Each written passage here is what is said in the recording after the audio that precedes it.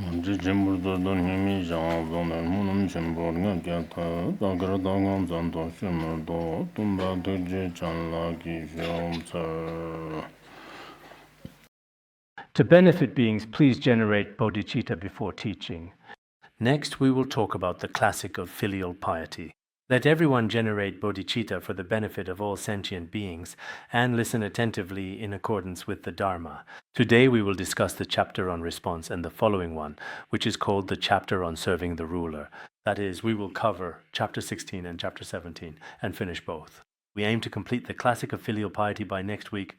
In this way, we will have successfully accomplished a notable major task this year. When we attend the lecture, no matter what, when it comes to the path that clearly points out what to accept and what to abandon, you should have a sense of joy and a feeling of how rare it is. Why should we feel joy? Because our lives are very short, and it is extremely rare to encounter the true Dharma. Why should we feel that it is rare? I think that for each and every one of us in such a busy and fast-paced life that we all lead, having the opportunity to listen to the Dharma is also very rare. Especially we were not reborn into an era of warfare nor into a moment of famine and starvation. Or, for example, we ourselves are not blind, mute, or suffering from serious illness. Because in this world there are so many adverse conditions, amidst such obstacles we have not lost this opportunity. Therefore, everyone should feel that even listening to just one class, the principles that are brought forth therein are also exceedingly meaningful. Thus, when we generate bodhicitta, before every class we should think, for this class I am attending it for the benefit of sentient beings all around the world. Even if I can benefit just one sentient being, even temporarily in body or mind, we should strive to benefit them. With this kind of motivation, we then listen and receive the teachings. Chapter 16, Response and Manifestation. As for response and manifestation, in reality, it is closely related to people's subjective experience. Because when it comes to response and manifestation, some aspects are entirely based on objective phenomena, or it can be said that it is difficult to express it materially. This kind of response is quite similar to what we call blessings or inspiration, or the power one receives and so on. There are different but similar terms for it. As for what is called response and manifestation, for example, in the Zongjing Lu, response refers to sentient beings, while manifestation refers to the Buddha. In other words, between the Buddha and sentient beings, if there is a kind of blessing or a certain concept that brings them together, it is achieved through a kind of response and manifestation. Therefore, for us as practicing believers, as Buddhists, there is also this responsive connection between the Buddha and sentient beings. If we are followers of other religions, including Christianity, Catholicism, or other religions like Hinduism, then they, with the holy figures of their own faiths and spiritual traditions, whether it be their God, Lord, or other religious leaders, have a direct spiritual communication and connection, which can also be called a kind of response or resonance. For example, even between a person and their teacher, or between a person and their close friend, or between master and disciple, or between people and deities or spirits. There are also various kinds of responses or resonances among these relationships. So nowadays, some materialists always firmly believe that everything, apart from our material world or people's objective psychological activities, there is truly nothing else mysterious or supernatural. This kind of thinking is, in fact, a very naive and childish view. Therefore, when we study and explore traditional culture, we sometimes also discover and realize that the ancients, people from long ago, had different profound ethical and moral principles, especially in this regard.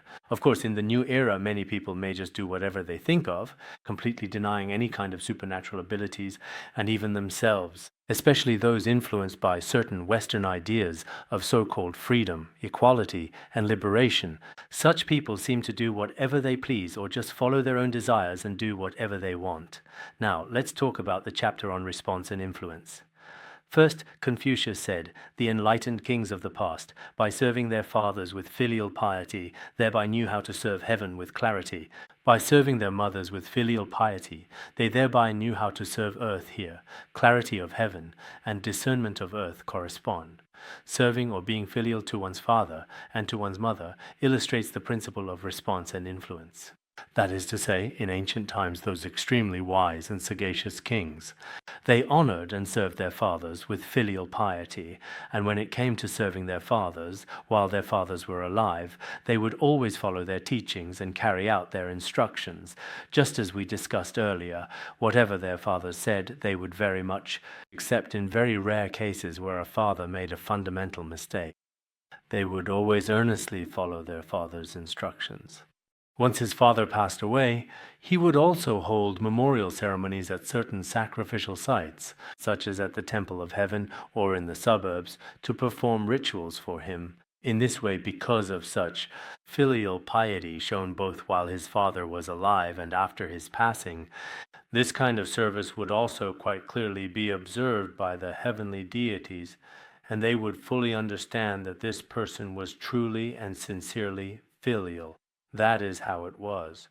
And in the same way, the way he served his mother, that is to say, he served his mother in this way, caring for her while she was alive, and after her passing, he continued to perform the same kinds of rituals.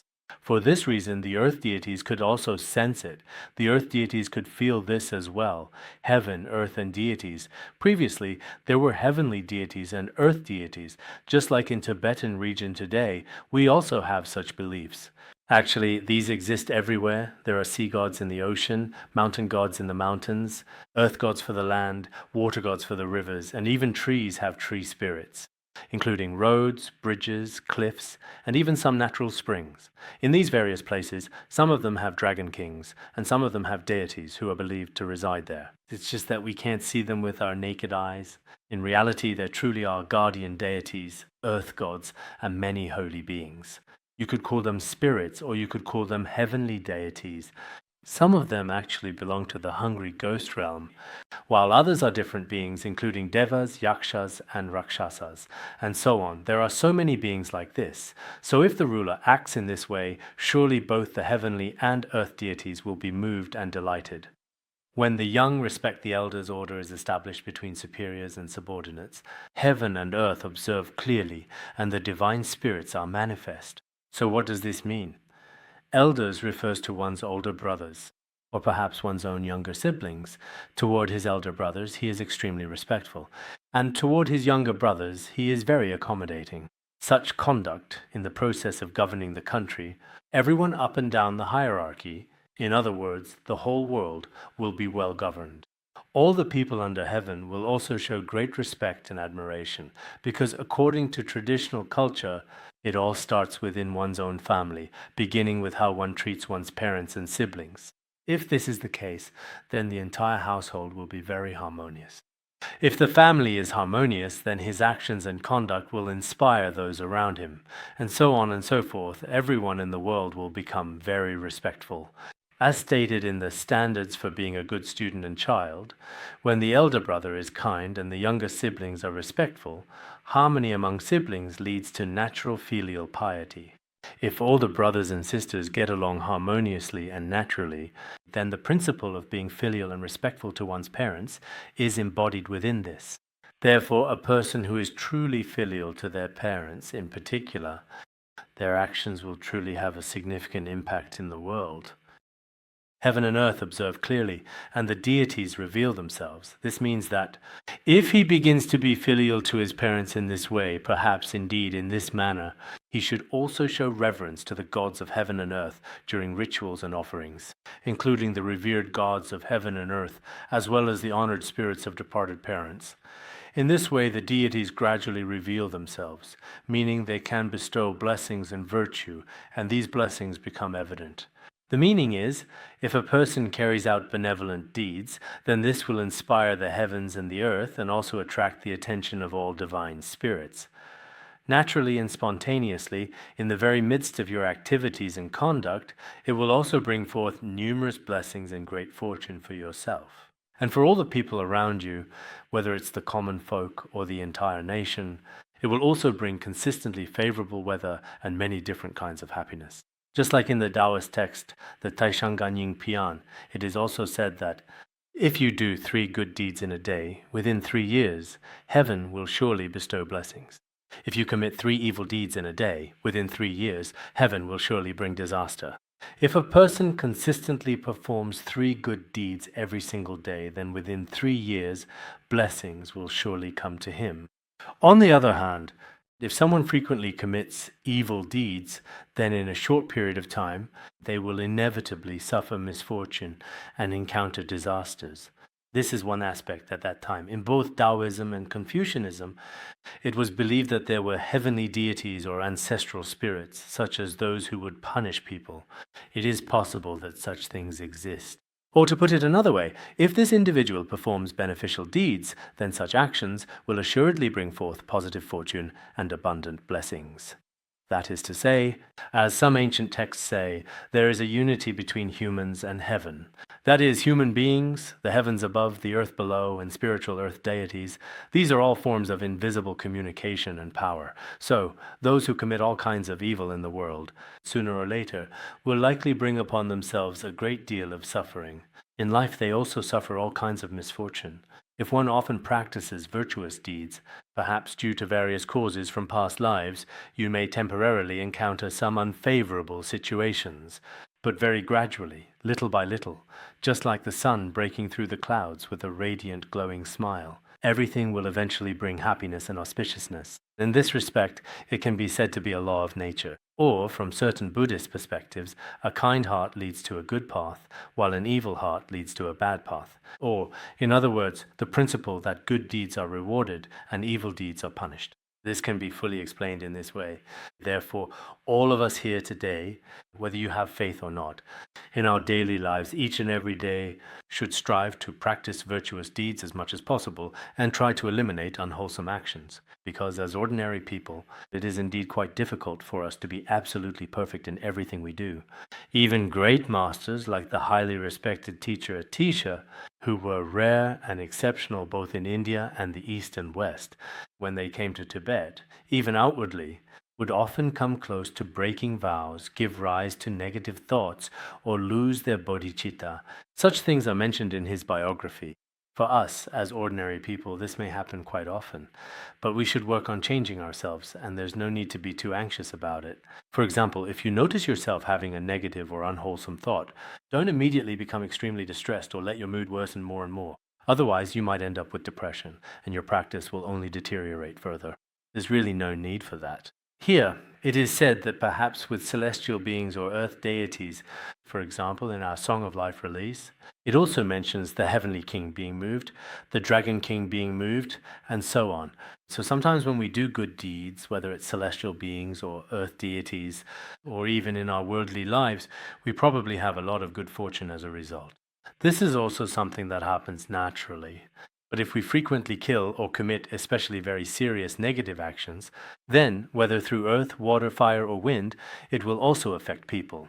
Or things like war or famine, sometimes indeed when we travel to some remote and isolated places where Buddhism don't exist, we can genuinely feel it. It seems that there, aside from the natural conditions, there are also many invisible evil forces constantly spreading. At times, we travel to places that are extremely remote, and in those locations, everyone there relies upon taking life as their sole means of sustenance. These types of individuals, naturally, will consequently bring upon themselves various kinds of suffering. That's just how it is. Therefore, even the emperor must have someone he respects, meaning he has a father. He must have someone who comes before him, meaning he has an elder brother. When I first started translating things, my translations were also full of yi like this. This is actually correct too, because in the beginning, in our Tibetan language, there is a completion word at the end of the sentence. Something like, there's always a completion word at the end. So when translating directly, it is all, at first I just used yi for all of those things. Here too, as you can see, there are actually quite a lot of I's present. So as a very wise and thoughtful emperor, actually he should also have quite a few people in his life who are worthy of respect. Who are those individuals who deserve such respect? It mainly refers to his elders.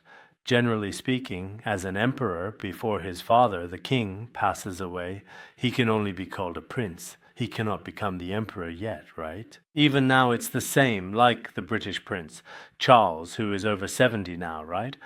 The Queen hasn't died yet, so his situation is rather unique in history. Prince Charles is like this. Some people also analyze and interpret it in this way. Because here, if we are specifically talking about his real biological father, as the emperor, only after his father passes away can he truly and officially become the emperor. Some commentaries say that the father here refers to elders in general, meaning uncles, older male relatives, people in that category. As the emperor, one shouldn't think, I am number one under heaven, I am the king, I am the leader, and then look down on everyone else. This should absolutely not be the case. He should still have things and people worthy of his respect. For the emperor, there must always be those who came before him. In front of him, there should also be some elders. Who are these elders? They can also be considered as older brothers. He also has elders in his father's generation who truly deserve his respect. And there are also certain things about his older brothers that are genuinely worthy of respect. I'm not sure what this custom is like in the Han regions, but in Tibetan areas up to now, this tradition basically still exists. For example, between two brothers, the elder brother generally holds more authority, no matter what happens. If the younger brother tries to lecture or correct the elder brother, others will say he lacks manners and doesn't understand filial piety. The same goes for older and younger sisters. The older sister is supposed to take charge in many aspects. She will share, for example, a few of the secrets of life with her younger sister. If the younger sister is a bit wiser and tries to lecture the older sister instead, everyone will say, look, she doesn't even understand the most basic rules of conduct. The same applies to parents as well. Except for special circumstances, parents can generally instruct, guide, or educate their children, but if children try to lecture or educate their parents, everyone sees that as especially unfilial, and this is widely regarded as inappropriate. That's just how it is, and that's the way things are in many places. But in some Western cultures, it might not always be like this. For example, when it comes to siblings, in some places, it seems they also listen to their older brothers and sisters. That's just how it is. But in many places, in fact, basically, as long as someone makes sense, people don't really care that much about hierarchy. It's somewhat more open-minded, you could say. Of course, when it comes to these important principles, every culture has its own unique traditions. Sometimes we can't really say completely that the Eastern tradition is always very reasonable, or that ancient traditions are always very reasonable, and that everything nowadays is unreasonable. That kind of statement might not be very reasonable either. And conversely, to say that everything we have now is reasonable, that everything from ancient times is just decadent thinking and outdated ideas, that's probably not really reasonable either. So we should, whether it's Eastern or Western culture or ancient versus modern times, we need to think and carefully analyze. That's very important. But if you go to a certain place, you should adapt to the local customs and traditions there, or as the saying goes, when in Rome, do as the Romans do. That's very important. If you don't understand their rules, for example, I'm an Easterner living in the West. If I don't adapt to their ways, there's no way. No matter how reasonable I am, what I say in front of them will be considered unreasonable. So when we're in various different places, sometimes in front of different people, we should learn some of the local traditions and rules ourselves. This is still very important. Now, moving on to the next part, offering respect in the ancestral temple is to not forget one's kin. Cultivating oneself and acting cautiously is to avoid disgracing one's ancestors. He said here that as a son of heaven, he should have some ancestral temples. Among these temples, he devoted all his sincere efforts to his parents and the deceased ancestors, offering sacrifices to the gods of heaven and earth. When we talk about sacrifice, it seems like this word means to use a kind of meat or animal, but in fact, the so-called sacrifice in our current language, it means making offerings, praying for blessings and offering prayers, things like that. So in ancient times, emperors, kings, and sons of heaven all had their own ancestral temples. Or you could say that each region had its own temple, and in these temples, they would often make offerings with deep and utmost respect and reverence. This also shows that they did not forget their parents of the past.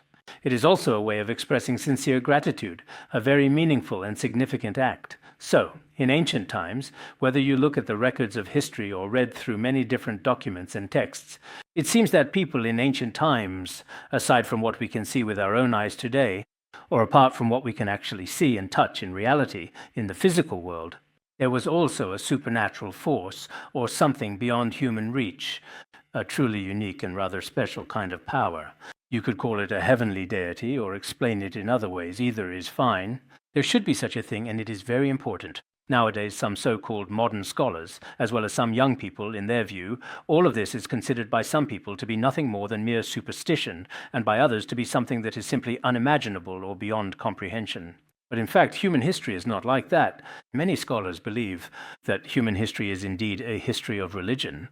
You could put it that way, and these supernatural forces can only be truly and fully described within the context of religious doctrines. Of course, some people say, I only acknowledge science, not religion. But in fact, many of us may not really understand this distinction.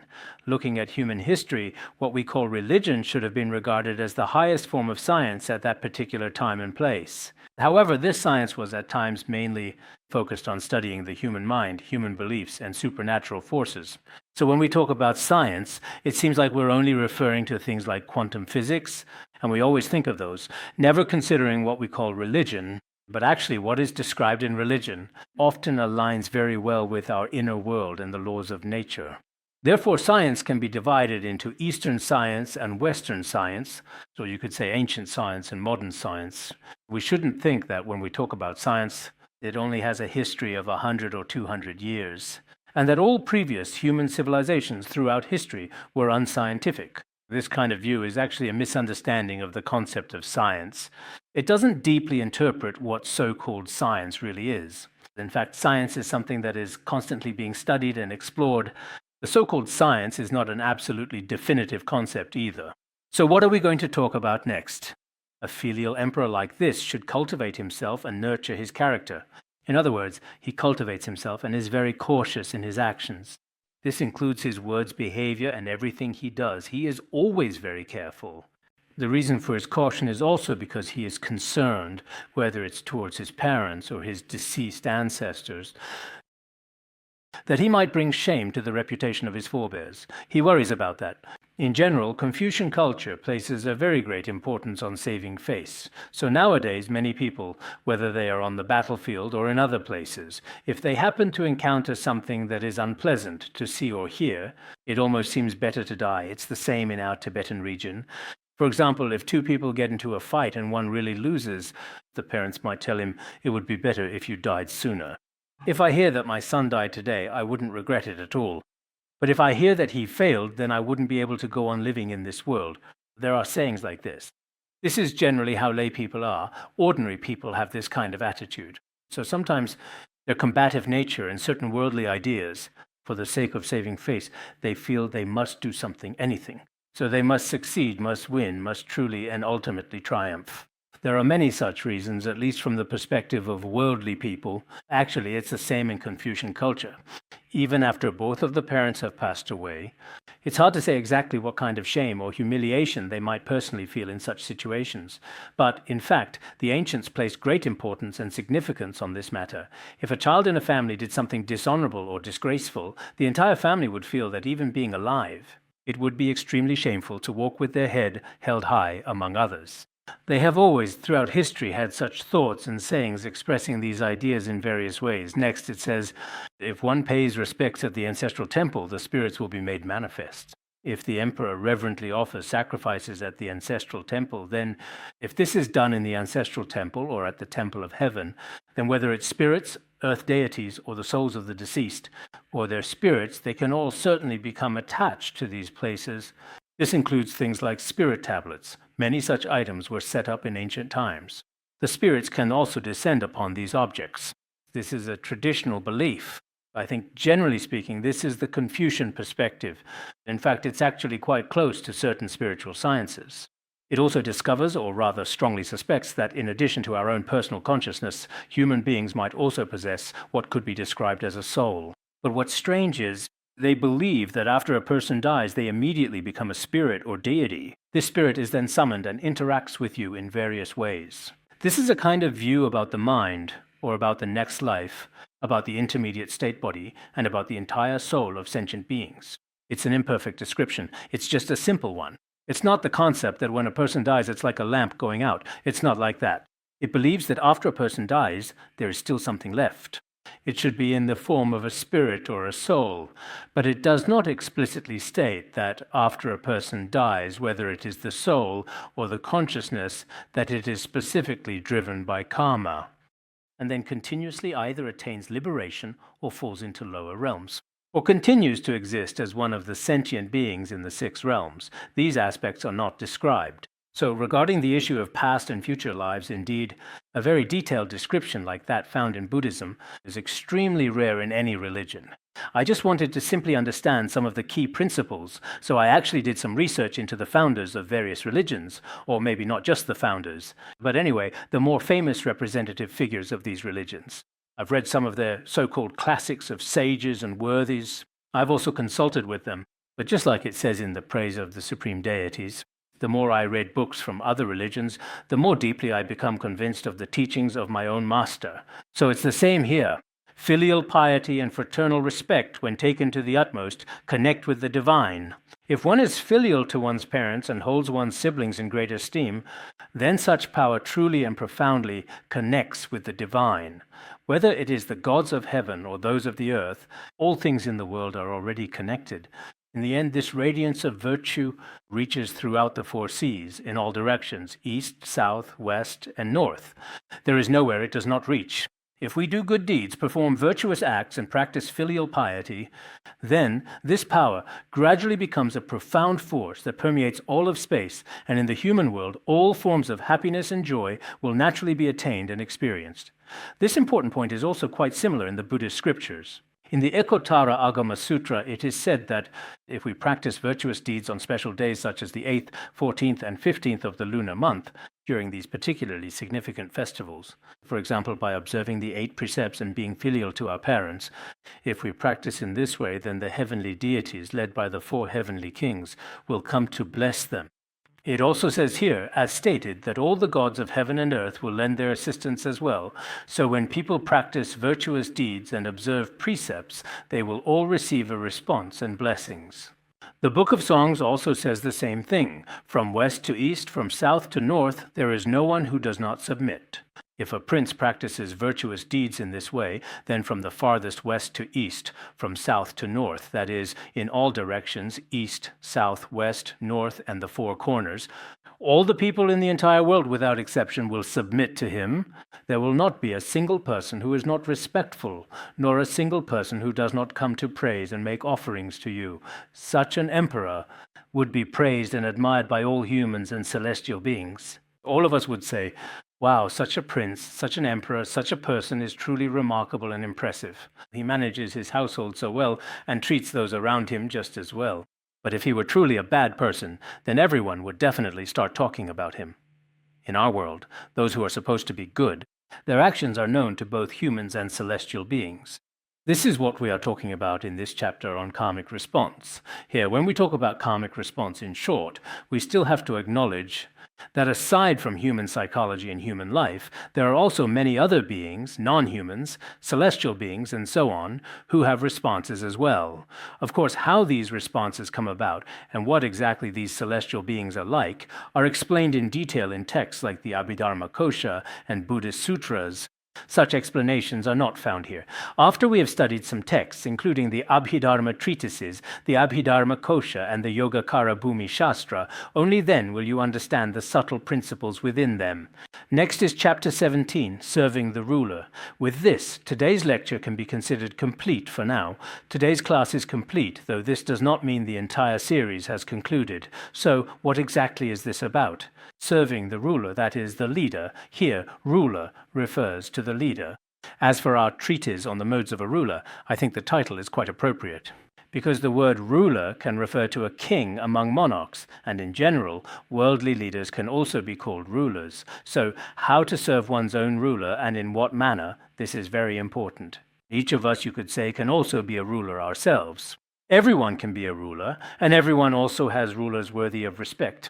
This should be the case. So first, let's talk about this. Confucius said, when a gentleman serves his superior, when advancing, he thinks of being completely loyal. When retreating, he reflects on making up for his shortcomings. He seeks to follow what is good and correct what is wrong. In this way, those above and below can be close to each other. Here it clearly says that as a true gentleman, as a thoughtful and respectful person, when serving one's own teacher or one's own leader, this should be a matter of course, something that is only natural, no matter what kind of situation, in any place. Whether in the East or the West, everyone has their own level or position. Whether it's in terms of their authority or in many other aspects, there are always those above and those below. This is completely normal in our daily lives. Even among Buddhists, some people say, in Buddhism, there are also higher and lower ranks. It seems that in today's world, if people do not truly or fully understand Buddhism, they might also have this kind of impression. But in reality, in Buddhism, whether it's Indian Buddhism, Tibetan Buddhism, or Chinese Buddhism, there are many, many levels. In our most detailed texts, such as the Pratimoksha Sutra, there are many distinctions, including numerous differences among acharyas. There are truly a great many. Everyone should be clear about this. So, as a gentleman, when serving one's superior, what is the most reasonable and appropriate approach? It is to be loyal in both thought and deed. When he takes office, or when his leader assumes a position of responsibility, he should often reflect and devote himself wholeheartedly and loyally to his superior. Even if it means death, one should still be extremely respectful under their superior. This is very important. I think this is especially true in China. Perhaps it's due to historical reasons. People tend to have this mindset. So no matter what, even in some associations nowadays, sometimes we want democracy, but when it comes to democracy, no matter who is in charge, that person has already become the leader. He himself also thinks, I am the number one, and always believes so. So sometimes it could be strongly influenced by, in large part, the local traditions and history. Actually, in some ways this is very good, but in other ways there are also drawbacks. So when he officially assumes office, in principle, his subordinates should truly serve him wholeheartedly and be extremely loyal. It's not about saying one thing to his face and another behind his back. It's not like that. And once he leaves office, when he is no longer in the position, whether he has fulfilled his aspirations, completed his work, or retired, at that time he should still continue to reflect.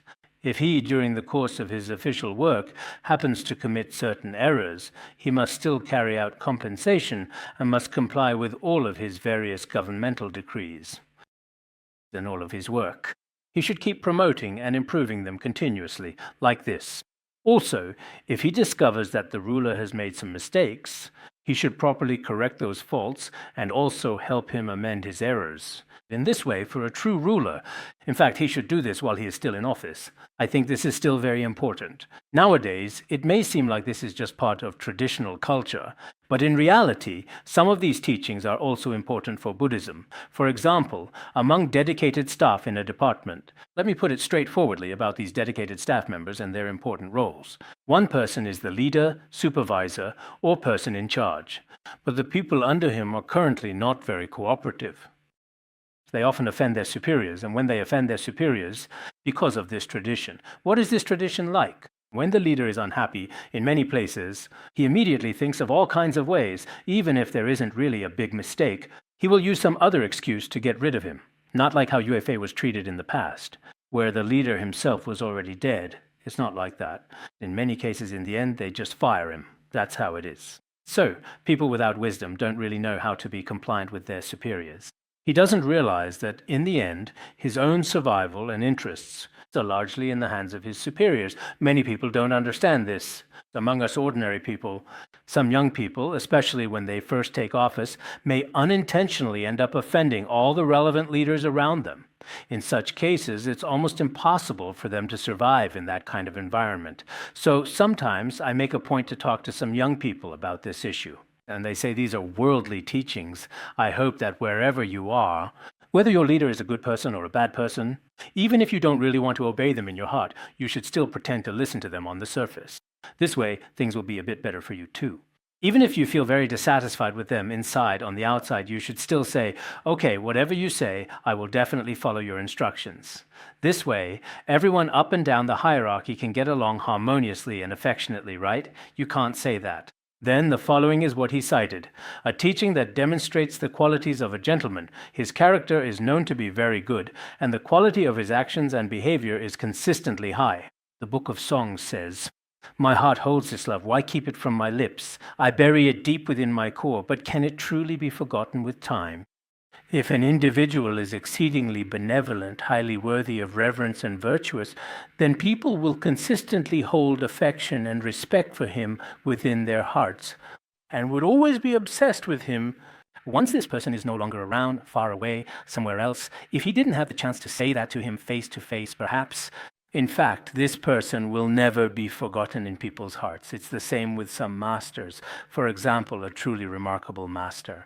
Once he leaves, even after many years have passed, whether it's his image or his teachings, everything about him will never be lost in the hearts of his disciples.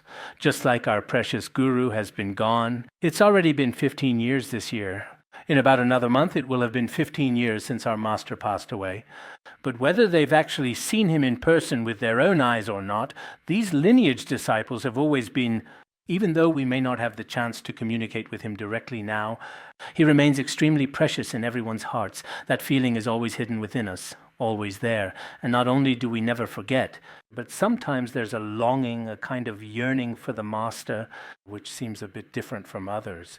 For example, when your parents or loved ones pass away, you might gradually forget to the point where you barely have any impression left. For example, if your parents pass away, at first you feel extremely sad, but after some time passes, when my mother passed away, for instance, my younger sisters, I didn't even dare mention my mother's name, otherwise they would cry. But now, when I mention her name, their reaction isn't as strong. So for most people in the world, as time goes by, they don't seem to miss their loved ones quite as much as before. But I think that maybe everyone's situation is a little bit different. For example, when it comes to so-called gurus, this really is the case. Perhaps the feelings rooted in the Dharma are even more special than ordinary ones. In the past, the precious guru always, when he was already in his 60s or 70s, every time he thought of the precious guru he relied on in his 20s. Actually, there should have been such a long period of time in between, right? The precious guru, when he was in his 20s, went to rely on the precious toga guru. He stayed there for 6 years before returning. But even when His Holiness had not yet passed away, when he was nearly 70 years old, every time he mentioned his guru, he would always become emotional and cry for long. At that time, you could say it was the image of a remarkable person. The greatness of a person and the special status of a person. This is also something we can see for ourselves. Just now, I was mainly talking about a worldly monarch, a worldly person who is truly remarkable in this sense. So when you are by his side, you remain loyal and treat him very well. And once you leave, you don't hold on to any hatred toward him either, at all. I think this is actually a truly valuable teaching. For example, when we are in a Dharma center, for instance, when we are by a guru's side or by a leader's side, then when you are by their side, you should stay there truly and with genuine care. Once you leave, after you have left, you should still be very sincere and respectful toward them. Unlike some people who are very pragmatic when they're by someone's side, they're especially nice. But as soon as they leave, they start talking about that person's faults. This is unreasonable. In the Avatamsaka Sutra, there are several analogies about relying on a spiritual teacher, such as having a Vajra-like mind. A Vajra mind can never be destroyed. Therefore, in the process of relying on a teacher, your mind must be extremely firm. There is also the analogy of having a mind like the earth. If your mind is like the earth always bears any weight, no matter how great, without ever becoming weary, tired, or annoyed. So a good disciple is generally like the earth. There is also what is called the mind of a good dog, a kind and loyal dog. What does this mean? It means the dog never harms its master. I think this is still very important. Nowadays, some disciples, in the process of relying on a spiritual teacher, for example, when the teacher has prestige, wealth, and a certain amount of power, they are very respectful and polite. They follow the teacher around every day, busying themselves with all sorts of tasks, just like that. But once the teacher's reputation suffers a setback, at such times they start to echo others' words and even begin to slander the teacher. Or even if they themselves have not had any direct conflict with the teacher, but in the process they actually end up causing harm to their own teacher. Just like what has happened in the West nowadays, where disciples harm their own teachers. If we look at this from a certain perspective, or perhaps from a particular angle, it's like a loyal house dog, which would never bite its owner. Generally, such dogs almost always have this particular trait. No matter what happens, Even if the owner treats it badly, it still treats the owner especially well. But now, whether in the West or elsewhere, we really see cases where, regardless of whether these teachers have made mistakes or not, looking at some of the incidents that happened last year in Europe and America, I still think from a Buddhist perspective, we should follow what is taught in the Avatamsaka Sutra. Some of its analogies are extremely appropriate and can be applied in many situations. So here, for us humans, it's not just about a Buddhist center. At other times, for example, a person is very serious in front of their leader, especially in formal situations. Once you leave that leader, you also shouldn't speak about them behind their back. At that time, you should reflect on yourself. When I rely on a certain leader or a certain spiritual teacher, there must be many mistakes on my part. I should sincerely repent. If anything happens in the future, I will also treat it seriously. This is the way it should be done. Whether relying on a spiritual teacher or a ruler, this is very important. Therefore, as was mentioned a moment ago, if there is a truly excellent monarch, then regardless of the location where he may be in the hearts of the populace, he is genuinely missed with deep reluctance, and they continuously hold him in the deep esteem. This isn't just true for rulers. In fact, each of us has had this kind of experience. When a truly good person leaves, everyone feels very sad and sorrowful inside. When a bad person leaves, everyone is happy and relieved about it. Therefore, in these ancient traditions, they were actually intertwined with religion and invisible forces. So when studying these treatises, including those about rulers, it is always the case that their faith or their filial piety is closely connected to ancestral temples. Of course, if we look at these ancestral temples, it seems that apart from the rituals for parents, there isn't much else discussed in detail. But in reality, ancestral temples in ancient times served more than just this purpose. They also played many other roles, including the promotion of Buddhist teachings. Because I've recently been studying the biography of Faxian, which covers history from over 1,600 years ago, and after some time, perhaps using Faxian's spirit of seeking the Dharma as a topic, we are also planning to give a lecture on it. Recently, I have gained great confidence in Faxian, but I won't discuss that content now.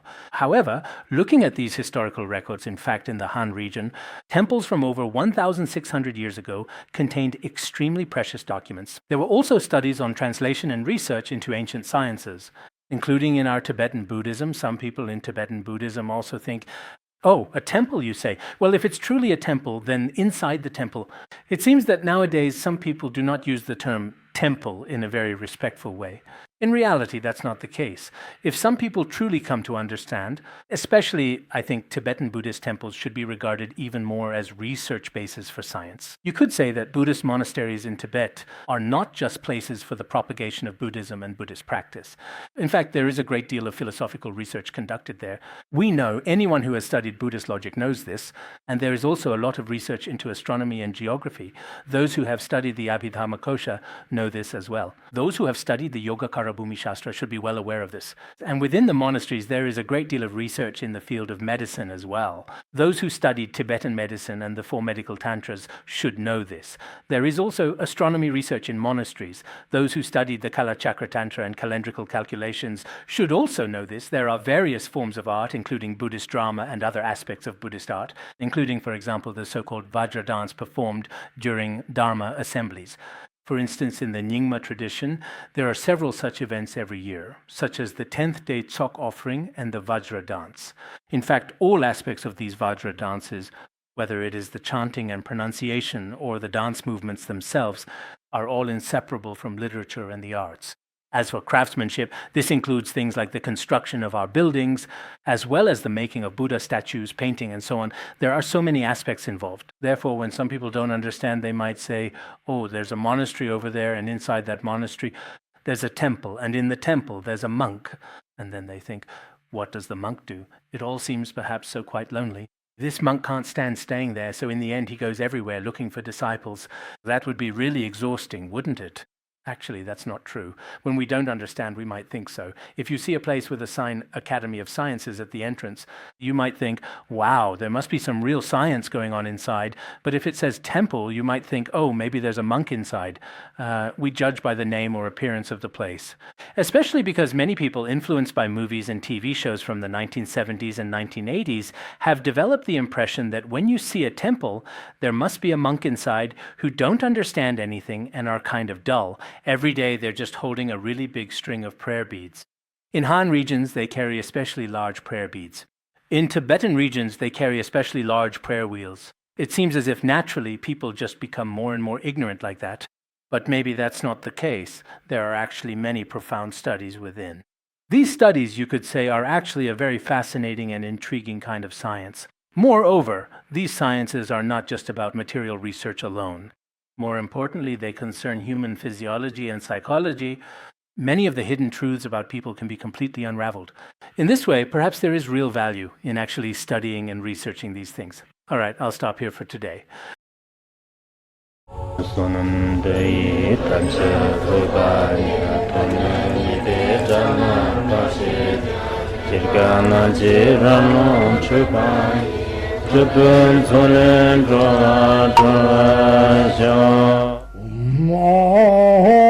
Bandara Badma Sodargye